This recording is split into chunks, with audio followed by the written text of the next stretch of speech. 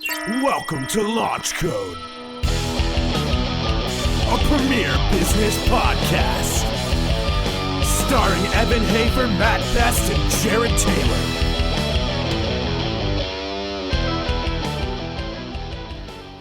Ladies and gentlemen, welcome to Launch Code. I'm your host today, Baker Leavitt. My co-host is Trevor the Seal, and our guest today is Chef Richard Bradford, a good buddy of mine whom I've known for about 8 years, and Richard owns a company called True Fare, which was originally pre-made paleo. So a lot of people you hear about, pre-made foods and prepackaged foods, and you're seeing a lot more of that. Richard was the first person in the country to make, package, and ship paleo meals, which is pretty cool. So he's a trailblazer. So, Richard, let's talk a little bit about how you got where you are today, your background in the cooking industry, because you're a formerly trained French chef, right? Yes, French trained the Culinary Institute of America in Hyde Park, New York, and so I had gone there after finishing up undergrad, and so. I'm not sure how much time we have this morning. All the time you want. All the time? Okay, so I'll definitely, kind of give some background on... But before you can do that, so when Richard first told me that he was like, I was a chef and, mentioned CIA, and I was like, Central Intelligence Agency has chefs and shit? Like, they have a cooking program? That's pretty fucking cool. And then he was like, no, Culinary Institute of America. I was like, okay, I got it now. So anyway, so where'd you grow up? Grew up in Connecticut. Connecticut, and then where'd you go to college? I went to Georgia Tech, and then I finished... Oh, I know. Finished up at Kennesaw State. Okay. And then went basically right after graduating up to Culinary Institute. Okay, so talk about that. What is cooking school? Like, how does it work? I know nothing about it. I read Anthony Bourdain's Kitchen Confidential book after he passed away. Right. Phenomenal book. And he talked a little bit about cooking school. And so that's my knowledge base on that whole thing. So I would like to learn more about that, because someone out there is listening to this that wants to go to cooking school. What is cooking school? How does it work? Get into that. Sure. And that was actually one of my my volumes I read right before going to CIA as well, because I was, wanting to know what I was getting into. The context that I had was, cooking for my family growing up, and for people in college, we'd put together parties, and I would be featured cooking. So I knew I had a talent there, and it really had developed into a passion. But what cooking school is about is, you want to be working at a restaurant beforehand. Some people don't go, but to have that background is going to give you, it's just kind of like preparing for the class before you're going. And then you go and you learn your basics of, culinary math and gastronomy background, just learning, identifying vegetables and things like that. And then you actually get into the cooking fundamentals. And cooking fundamentals are, you really start with stocks, like learning how to make base soups and stocks. And other practical knowledge, like whether or not butchering seafood and butchering land animals. And those kind of give you that basis, cutting techniques. All those things are like what gives you that ability to move forward and start, identifying cultural cuisines and adapting recipes and developing your own style and cook professionally in the kitchen. Are there people that go to cooking school that have no knowledge or background in cooking? Absolutely. Like, they don't know the difference between a paring knife and like a chopping knife and shit like that. Trevor, you're a foodie. You like food. You like to cook. Oh yeah. And so the different knives and like how to dice shit and things like that. They teach you all that. Well, they do. They basically, they start everybody with the feeling that, we're going to teach you what you need to know here. So having that prior knowledge is very helpful, but they're also going to show you how they do it. Right. What is the French way to do this? Because that's what our instructors are bringing to the table, and that's what we're learning from. The more you have going in it, you're going to pick up the skill set faster. But people who have no experience whatsoever can go to culinary school, and some do very well. I mean, there's some that, I mean, it's a process that also weeds out people, I mean, that, you know, are just really not up for the challenge, because, I mean, it's hard work. I mean, you're on your feet, you're working hard, it's a stressed environment, and they really help to kind of simulate those environments. I mean, it's nothing like being in the real world with cooking. I mean, that's where you really get your training afterwards. I mean, you kind of get your background.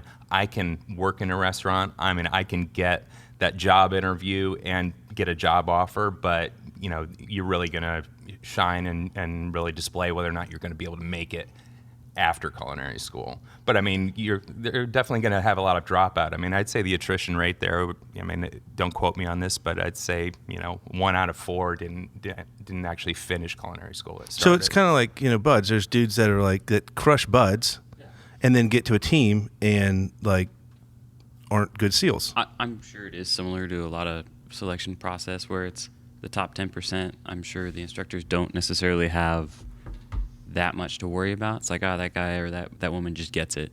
The bottom 10%, they're spending all their time on, and the middle 80, like, they're probably going to do fine. Yeah, I think there's a lot of similarity there. Yeah. This son of a bitch can't even skin a potato. He's never going to make it. Yeah, but you should see his knife game.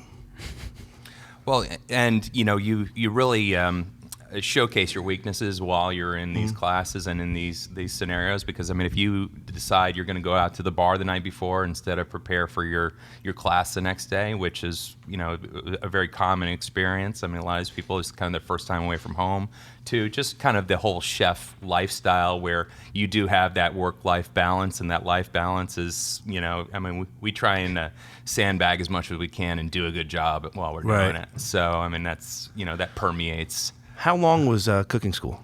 It was 22 months, and that included a 4.5-month internship. So roughly 2 years. Yeah. Okay. And what does cooking school cost?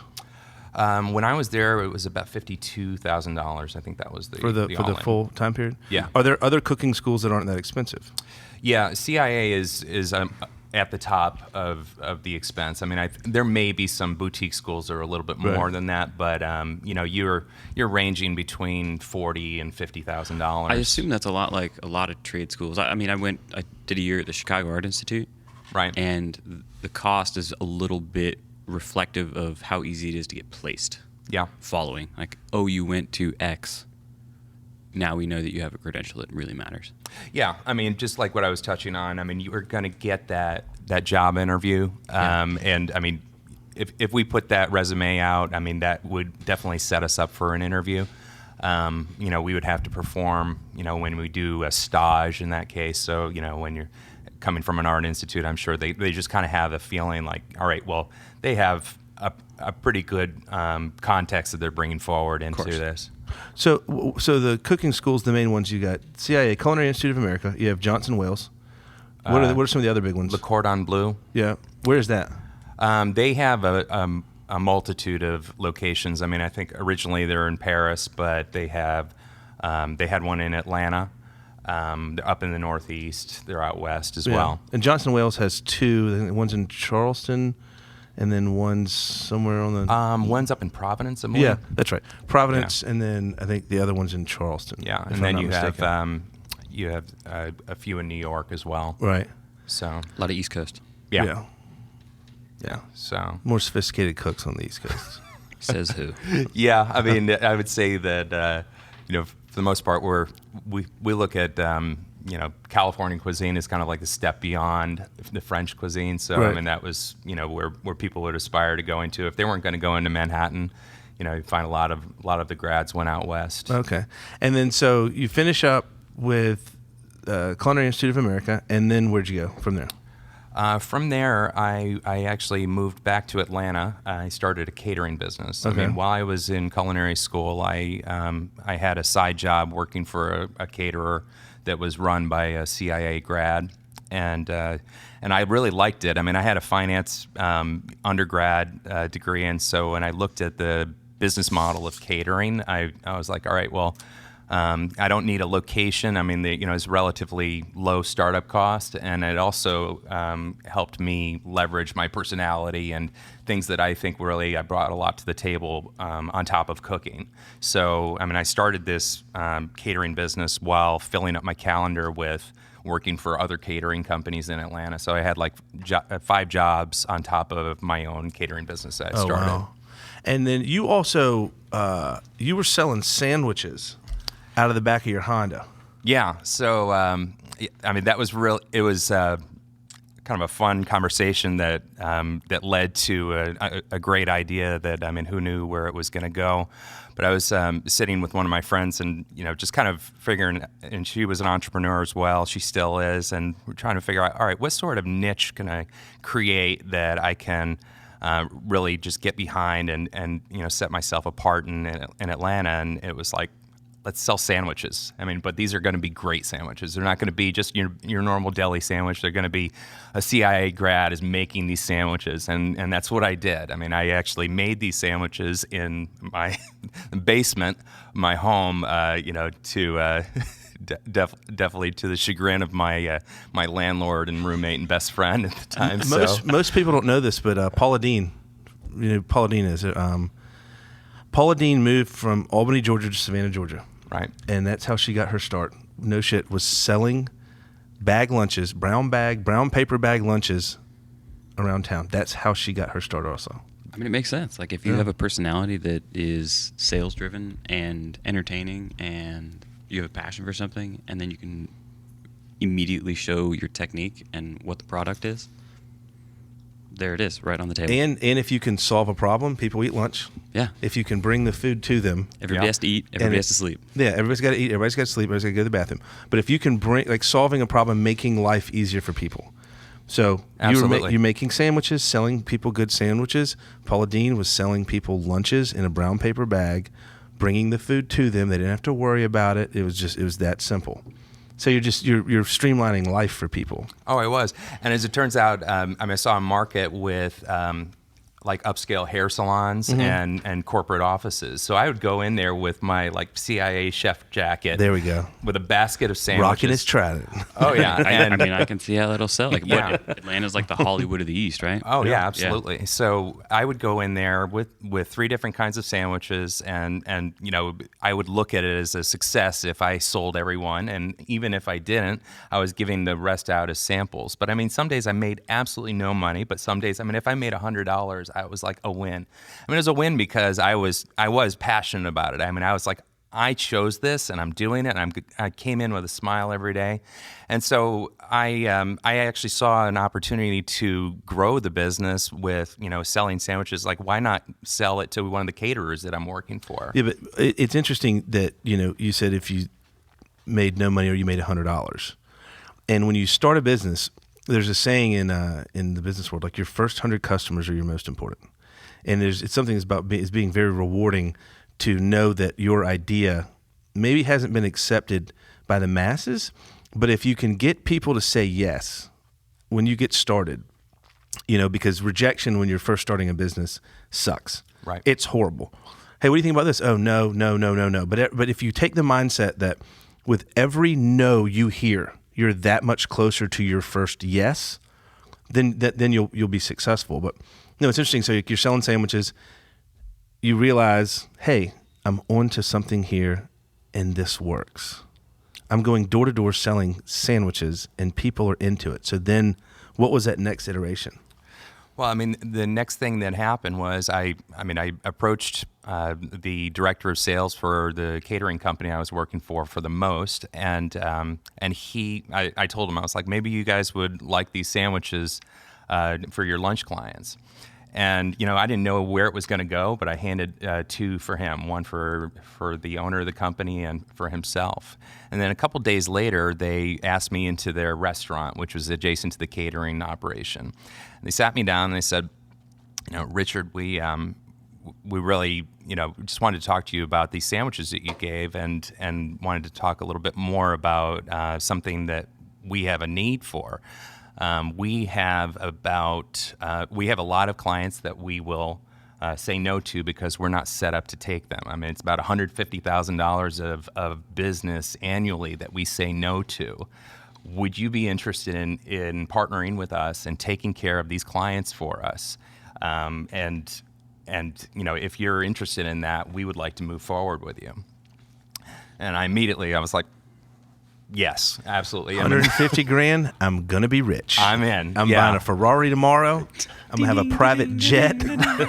Yeah, I mean, so it's like coming from $100 is a win to, okay, well, you're going to refer me this business? Absolutely. And, obviously it elevated the, the strata of, the customers that we were going to be serving, all of those things kind of came into play. And so it elevated your thought process too. Oh, for sure. Because, I wasn't like, when you always kind of like build a box around yourself. At least I have is, when running a business, it's a lot of times you don't entertain other ideas because you're just kind of focused, dialed in. All right, like I just keep grinding through and I'm going to, a breakthrough will happen. I don't know what it's going to look like, but I just would focus on doing the work every day. So, when they offered me this opportunity, I said, absolutely. And, a couple weeks later, I'm in my first catering event, and it's Jane Fonda and Arthur Blank in her condo in Atlanta, and I'm doing personal chef work. I made dinner for them. She was talking with the Arthur Blank Foundation. So most people listening, everyone probably knows who Jane Fonda is. Arthur Blank was the founder of Home Depot, and he's the owner of the Atlanta Falcons. So he did okay. Yeah, he's doing fine. He's doing fine. He owns the Hawks too, doesn't he? Well, he owns the Atlanta United. Yeah. The Atlanta United soccer team, Yeah. So that's a pretty good little, that was kind of a wake-up call, yeah? Oh, it sure was. It wasn't, it wasn't all star-studded, but, these were all very solid clients that I was introduced to and referred, and I was able to build my business from there. And that was 2000, the end of 2004 when that happened. So basically, rolling into 2005 was when my catering business really started moving and had its own legs. And I ran that successfully for 8 years. And, during that time, and I had, a number of different, avenues where I served catering clients, whether or not I owned 2 event facilities. One was at an art gallery. One was at a studio kitchen. And I would do personal chef work too, and which actually, kind of leads me to, the next kind of turning point opportunity that I had when I was catering a commercial shoot at Morehouse College. It was Jerome Bettis was on site doing a commercial. The bus. Yeah. And he loved my flank steak. He came over like dirt in between cuts, and he would just kind of keep loading up on it. And I befriended his agent, and a couple weeks later, I got a call from him, and he had just requested that I come and talk with Jerome and his wife because he had just finished up with his NFL career and moved to Atlanta, and they were looking for a personal chef. And so I said yes to that call, and but I was trying to figure out how do I serve him, on an efficient manner. I'm not a personal chef alone. I have this catering business to run. So what I would do is I would make meals and vacuum seal them and bring them up to his house, and I was showing Jerome and his wife, how to heat up these meals. I'm literally boiling in the bag and heating up their meals at their home, and we did that for about a year. So, that was kind of a seed that was planted a couple years before I found myself making prepared meals, and my catering business evolved into this prepared meal business. And so that's how Pre-Made Paleo was founded. It really was. It goes back to Jerome Bettis. Yeah, it does. I could not deny that had a role because, I would not have, thought forward into, making prepared meals and delivering them to customers in that manner if I didn't have that experience back, a couple of years prior. What a great dovetail. The bus eating steak leads into paleo. Right? Jerome Bettis and flank steaks. Yeah. That's awesome. And then, so how did the Pre-Made Paleo thing take off? Like, how did that? Because the concept of, most people understand pre-made meals, they arrive ready to go. Like, right. I get that. Like, I have your stuff in my freezer and in my fridge. and I open the package, I put it in my skillet, and it's done. But like, how do you get to that point? It's like, okay, here's the ingredients, and then the shipping and logistics and. Sure. Which I don't know I doubt they train you for that at the Culinary Institute of America. So you have to figure out, how did you figure all that out? So, I mean, I would say that the background in the catering gave, a certain savvy towards the logistical side of it. But the production of the food is very similar to how you would make catered food. I mean, we make par amounts of meals. And so we just kind of project how much we're going to need, but we're making the meals from scratch. We're sourcing the ingredients and making every individual meal and vacuum sealing them. And then, actually, let me move back to how I got into the prepared meal space as it is. I mean, my health had its, it took a toll, working as a chef and as a caterer. And so that's why I chose to go into making prepared meals for the paleo diet, because when I researched it, it was like, all right, I can't shoot any holes in this. This completely makes sense to me. Let me try it out. And I tried it for 3 months. And so in that time, it felt like I discovered the fountain of youth. For those listening, what is paleo? Paleo, I mean, it's it's the name itself is based on the Paleolithic era, but I mean, the idea behind it is eating the way our ancestral forefathers, the hunter and gatherer culture, ate, and so you're removing things that, I mean, grains are an industrialized agricultural product, so I mean, you're focused more on meats, plant, grass-fed meats, seafood. Vegetables, fruit, it's essentially seeds. Everything before the agricultural revolution, so pre 8,000 years ago. Exactly. So, I mean, that's that mindset. Like our bodies have evolved to actually process food that way, and since then, all these processed foods, all these other products that are not naturally digested by our bodies are they have inflammatory effects. They have, just not optimal conditions. We're not eating optimal food as an American culture. So the paleo diet is kind of like the answer to that. It makes sense because it takes a life form like a mammal like us about 10,000 years to adapt and change genetically to a food source. And grain hasn't been in our diet long enough to have that genetic adaptation. Yeah. So why keep, like if you look why at keep eating it? We're not. Like Native Americans, like the Plains Indians, they ate buffalo, stuff like that, versus the East Coast Indians were introduced to the agricultural stuff much sooner than the Plains Indians. And it's still obvious in those societies today with like the rampant diabetes and stuff, and like introduction of alcohol. I think on average, the tribes run about 29 to 32% diabetes, So Paleolithic, Rob Wolf wrote a great book about that. And what was the name of Rob's? His was the Paleo Solution. The Paleo Solution, yeah, Rob Wolf. And then Paleo Manifesto, John Durant, a good buddy of mine, wrote that one. Those are two good books I suggest people read. It doesn't sound like it would be interesting reading about a diet, but it actually makes great sense. Both books they're very different in the way they were written. Like Durant's a Harvard grad, and he's very well written, and he does a great job with it. And then Rob Wolf's Paleo Solutions is awesome as well. So your health, wellness was kind of an indicator or I guess a red flag for you to like kind of clean your diet up and all that stuff, and that's how you got into the paleo, pre-made paleo. Well, yeah, because the effects were so they were so obvious that I changed my approach to diet, just as a result of that. I mean, when I saw what it did to me, I felt like, all right, I'm poisoning my customers if I'm not feeding them this kind of food. And I made that decision, which definitely was antagonistic to my catering clientele that I had developed over 8 years. But I mean, it was a leap of faith that I took to, to start focusing on this kind of lifestyle. And and most of my clients actually told me good luck, and so that was kind of the phase out of the catering part of my career. But there was a community that was all ready to take me in, and that was the CrossFit community. Right, and that's how we met. And exactly 2010, I think, is when we met. 11, yeah, 2011. Yep. Yeah.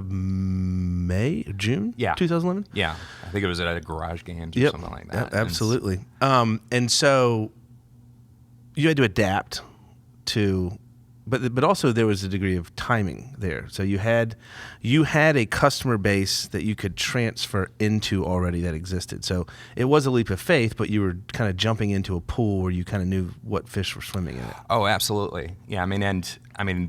I really didn't know how passionate they were until I dug in quite a bit more. And I started CrossFitting myself, and I was like, this is a very, very passionate culture that, cares. That's just like, initial training for CrossFitters is to dial in their nutrition, for optimal training. Mm-hmm. And so, what I did was I reached out to all the owners of the CrossFit gyms in Atlanta and told them I would bring them a refrigerator if I could do delivery service to them. So I went from having, no outlet for these meals and just a couple clients to having, 26 gyms, which was probably most of them in Atlanta at the time, probably about, 150 of them now in Atlanta. But so putting the fridge in the gym and bringing the food to them, it's like you're making sandwiches. You were providing a service and making life easier. Yep.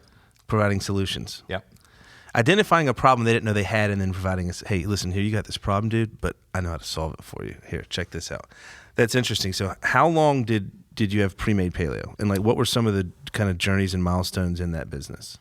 So I developed pre-made paleo really on the heels of what was called RSB Catering, my catering business. Okay. So in 2012 is when I actually formed my company. I brought a business partner who was a financial partner into the business, and we built pre-made paleo and ran that until I did it in partnership form for I guess 6 years, and then recapitalized and bought my partner out and have been sole owner since then.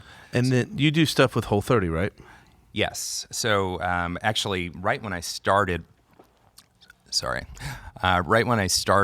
with pre-made paleo, this was in 2012. Melissa Hartwig from the Whole30 had reached out to me, and she and her ex-husband were doing seminars promoting the Whole30 all around the country. And so they were coming to Atlanta, and the CrossFit gym that was hosting their seminar had given her my name. And so she gave me a call, and she was basically calling to vet me as a resource for lunch for their seminar. And so, she was kind of giving me we need this, this, and this. And I was like, well, yeah, that's what we do. It's like dairy-free, no sugars and, nothing processed. And I was like, yeah, that's what we offer. She's like, really? And because I think that was probably not her experience with most caterers in the various markets that they would go to. So we did the lunch, and then I ended up connecting with her at an event in Austin the following month. And we just kind of we developed a friendship, and we're one of the first Whole30 approved companies that they had there, and so to take it further, what we ended up doing was shipping meals to their seminars. When they were going all around the country, I would ship meals to them, and I would either coordinate the catering for them or actually fly out to the events and cater these lunches. So we got to know each other a lot better, and over that time, we just developed a business, a very strategic partnership. And then they had asked me to co-author their flagship book that was released in 2015. So a chef and an author. Yeah. So this was my first crack at writing. I had developed recipes, but never had made them for the public. It had always been for a professional, chef to chef translations of things. So, actually downloading all of that into, a workable set of recipes. There's about 125 recipes in there, and then a bunch of cooking techniques that were kind of channeled from my culinary school experience as like, okay, proper cooking techniques, proper, knife cuts, and all these different skills are all in this book. That's awesome. So, and then you changed the name, so pre-made paleo, selling food online, selling meals, all that stuff.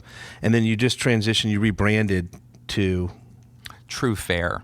So I did that last winter, and the reason we did was pre-made paleo kind of had a confining name because the space as it is, this whether or not you call it ancestral health or you call it clean eating, but this lifestyle has definitely grown from just the paleo diet. The Whole30 is basically taking paleo principles and doing a 30-day reset with no cheats.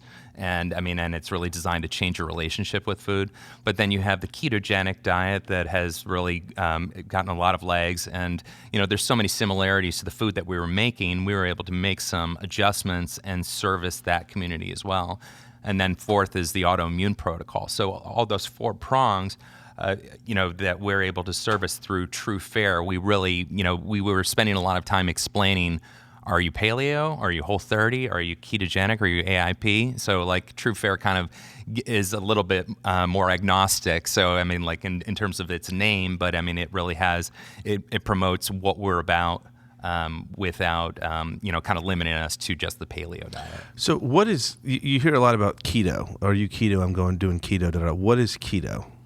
So keto, I've best heard it described as, it's modified Atkins, which so you're having meats and a higher amount of fat, upwards of 70 to even 90%, depending on if it's more of kind of a medical ketogenic diet, and I would use that for epilepsy. But you would have the proteins, the fats, and very low carbohydrate load. 5 to 10% carbohydrates. So, but the great thing I think that keto focuses on that Atkins didn't do as much of is really just your healthy ingredients. You can have a lot of salads when you're doing keto, and you can really have a balanced diet in a lot of respects. I don't think that I could definitely get a lot of sharpshooting against the fat intake, but it's a very effective lifestyle, and I think it's grown in popularity because how effective it is in weight loss and mental clarity. Yeah, so ketosis is basically you're eating protein and fats for the most part. Yeah, lower amount of protein though and higher amounts of fats. And so like when you're in nutritional ketosis, your body is actually not using carbohydrates as its fuel, it's using fat as its fuel. So it's instead of lighter fluid, you're throwing logs on the fire. Right, and so, people when fat is an emergency fuel source. Yeah. And so people that are on low-fat diets, what that does is you're telling your body that you're not going to get a whole lot of emergency fuel. So whatever fat goes into your body, you need to hold on to it. Right. So when your primary food source is fat, your body burns that first. Right. And most people, the whole food pyramid is a bunch of garbage and complete and total bullshit. And low-fat diet is the dumbest thing. So if you're listening and you're eating a low-fat diet, that's stupid. Stop it immediately. Stop today. Go eat some fat right. Go eat some butter. Go eat 3 avocados right now. So that's the genesis, not the genesis, but the basis of the keto diet is ketosis. And so I've never done ketosis, but the friends of mine that have done it, they're like, yeah, you can see through walls, man. The mental clarity component to it is pretty substantial. Absolutely. And, there's a simplicity part of it, too, that, once you kind of get in the rhythm of it, you're actually pinching the amount of meals that you need to have and the amount of time that you need to spend eating. The intermittent fasting component is highly, adopted by the ketogenic Really? following. And so, you're having your first meal at 12 or 1 o'clock in the afternoon. And you're having your last meal at 6, 7, or 8 at night. But you're taking the rest of that time off. So you figure if you're not eating between 8 o'clock in the evening and not picking up anything until noon the next day, that's 18, what is that off? So 16, 17, 18 hours 18 of fasting. hours of fasting daily that you can do. And, that's where you get that mental clarity because your body's not metabolizing, it's not working, burning, food in the morning. It's really, it's kind of done doing that. So it's focused on other things. Yeah. Focus Wow. on being Trevor, awesome. have you ever done ketosis? Yeah. What'd you think? How long did you stay in the state of ketosis? I don't know, 3-4 months. Oh, really? Yeah. Was that during deployment? No. Jeff Kirkham lived in a state of ketosis for, I think, 2 to 3 years. It's totally doable. Yeah. For me, what I found was my athletic workload was too high, and I had to do targeted carbohydrate intake. Really? Yeah. So I was on the low end of my carbohydrate intake. I was doing sub 50 grams a day. Right. And for somebody just for reference sake, I'm probably 6-7% body fat all the time, like 175 and 5'9", and I'm doing 1 hour to 2 hours of workout a day, high intensity, above 150 BPM type of thing. So, and I'm running 10-15 miles in a stretch on a regular basis. So the workload was too high. Really?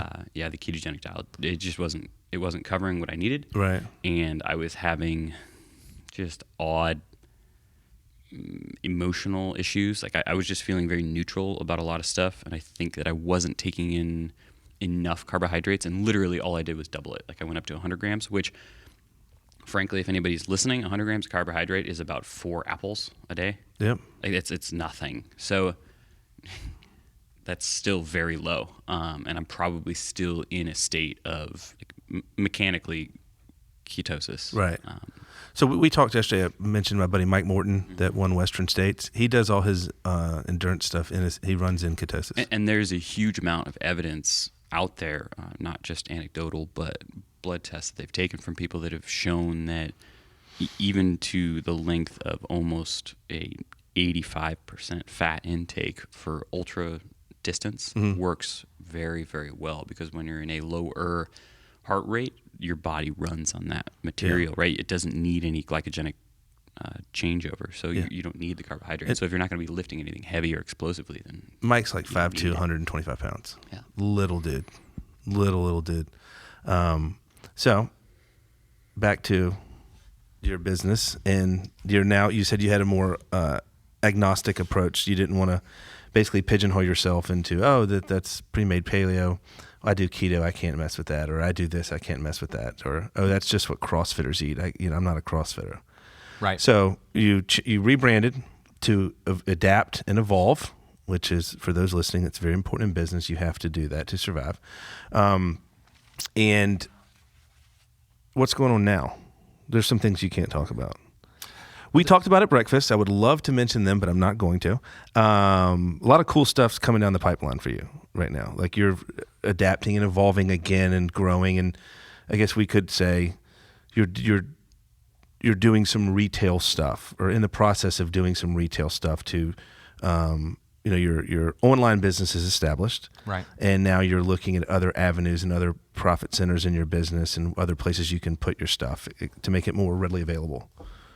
Yeah, I mean, I'd say over the past year with the rebranded True Fare and really servicing, more of our clients that we've been able to, and, with not only just messaging, but just improving the quality of the food, we've, made a lot of investments into the operational piece of our business, and that's given us a better product. I mean, that's something that we focused on from the beginning. I mean, what you had 7 years ago to what you had 7 months ago is a night and day. And right. So we focused on, ever getting better, right. and making our products better. And we'll continue on, the partnerships that we have, in the differences that we have in the direct business for online and retail are big differences. I mean, like in terms of the focus, and what I find myself is much more of the brand ambassador of the business. I mean, I've had a fantastic right hand who has handled operations for our business since when we were catering. She came on with me and still is at the helm there. And so what we're doing to take this into retail is actually we work with other processors to make quality products. So we spend a lot of time translating our processes into larger scale. And so that's a big focus that we have. Delegation of authority and scalability. Oh, absolutely. There's two things Evan harps on constantly: is scalability and making changes. So let me ask this: what does the average individual spend a month on food? Well, I'd say, I mean, if you're going to use our meals as a marker there, I mean, that'd be 60 times maybe an average of $14. So what is that, about 840 plus another 30 times 6. So I mean, we'll say roughly $1,000. Yeah, a little over $1,000. And I'd say, I mean, that's eating in. Yeah, dining in, quality food. Yeah, $1,000 a month to have all your meals. Yeah, that's strong. And it just saves so much time because then you don't have to go to the grocery store. You don't have to buy ingredients. Mm-hmm. You don't have to cook. So if you look at time value of money. So for me, going to the grocery store, cooking the food, and personally, it's worth it to not have to do dishes. I hate doing dishes. I can't stand doing dishes. I'll eat on paper plates the rest of my life if I don't ever have to do a dish again. I hate it. So prep, much shorter. Clean up, substantially shorter. You don't have to spend time in the grocery store. So it just frees you up. It makes your life a lot simpler. It makes it smoother, streamlines everything. I'd say it saves you about an hour per meal in preparation. Yeah. Between the time you spent at the grocery store, that setup and cleanup. Mm-hmm. I mean, if you're really working at it, it's gonna take you about an hour to do all the tasks associated with that meal. And you won't have that thousands. Sounds about right. And you won't especially if you're eating that way and eating clean, everything's raw. Yeah. Right. You're starting from zero, and like in the worst case, I mean, what sweet potatoes can take an hour to put on a grill. Oh, sure. And cook by themselves. And then you don't have thousands of bottles of spices that you use once. Every day. Absolutely. It's all done for you.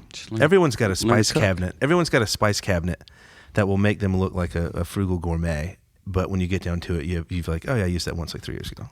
Yeah, most of those spices are all caked up. Yeah, everyone's got like 7 bottles of vanilla extract from Thanksgiving. That's right. Yeah, we got to get some more of that. It's like, shit, I got 6 bottles left. A brick of coriander. Oh yeah. And bags and bags of brown sugar, and it's like I don't know. It just makes a lot of sense. So, all right. So we are 40 minutes in, which is strong. So where can people find you, and where can they find your business? Well, they can find me. I'm active on Instagram and Facebook at Chef Richard SB, and they can find True Fare at True Fare on Instagram, My True Fare on Facebook, and Twitter True Fare. Right, and then the website truefare.com. TRUEFARE.com. So for Baker Leavitt and Trevor the Seal, this is Launch Code. Richard, thanks for stopping by, dude. We really appreciate having you. Would like to get you back on in maybe February and talk about some things happening in January. So we don't want to mention them today, but we would like to revisit and just kind of talk about that experience and that next evolution in your business and how, because it's some big changes coming for you. So Absolutely. Appreciate you having on, man, and looking forward to talking to you soon. Thank you, Baker. Thank you, Trevor.